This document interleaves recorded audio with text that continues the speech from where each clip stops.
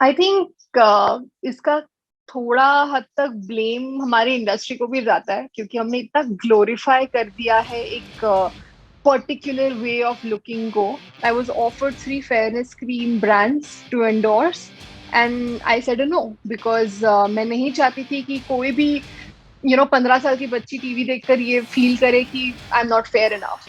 I I anyway hated my self way too much. मुझे नहीं पसंद था. मैं अपने आप को बहुत अगली समझती थी. I had zero confidence. Her update पाने के लिए बेल आइकन पर करें click.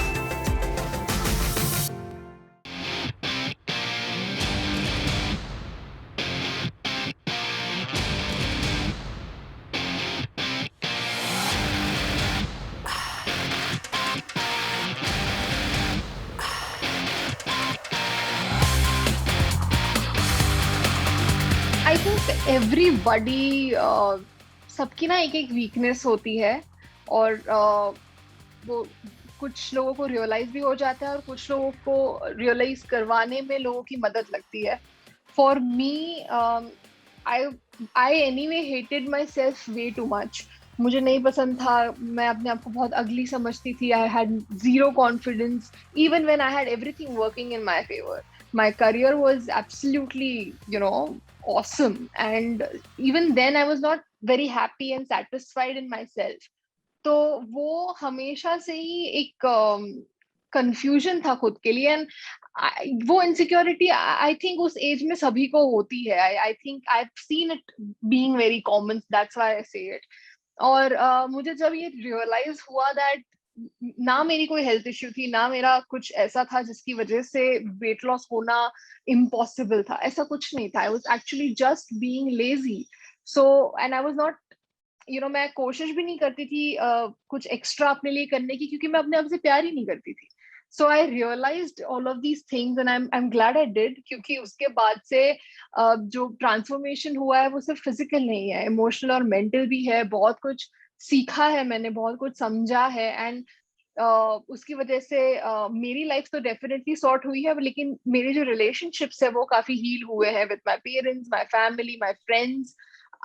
People see me as a better human being now. I think इसका थोड़ा हद तक ब्लेम हमारी इंडस्ट्री को भी जाता है क्योंकि हमने इतना ग्लोरीफाई कर दिया है एक पर्टिकुलर वे ऑफ लुकिंग को कि सबको लगता है we are not good enough. And I think मेरी कोशिश यही रही है कि मैं इस बारे में बात करूं, लोगों को जितना हो सके अपनी स्ट्रगल के बारे में बताऊं ताकि वो समझे कि इट्स नॉर्मल. ये होता है, ये इनसिक्योरिटीज आती है and only you can take care of it. So ये मैं इसलिए मैं इस बारे में बहुत ज्यादा बात करती हूँ. And at the same time मैं कॉन्शियसली कुछ डिसीजंस लेती हूँ अपनी लाइफ में. जैसे कि I was offered 3 fairness cream brands to endorse and I said no because मैं नहीं चाहती थी कि कोई भी 15 साल की बच्ची टीवी देखकर ये फील करे कि I am not fair enough. And fairness is definitely not equal to success. So हम ये जो गलत मैसेजेस देते आ रहे हैं इतने टाइम से उसको चेंज होने में थोड़ा टाइम तो डेफिनेटली लगेगा. And what we as aware people can do is कि हम ऐसे स्टेप्स अवॉइड करें ताकि गलत मैसेज ना जाए. And at the same time people really look up to us. Actors जो होते हैं वो इन लिटरल वे इन्फ्लुएंसर्स होते हैं.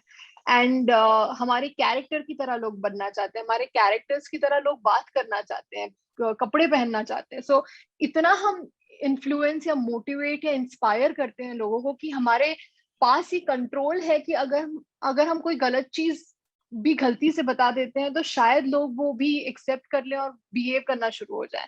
सो I think we as actors also need to be very careful.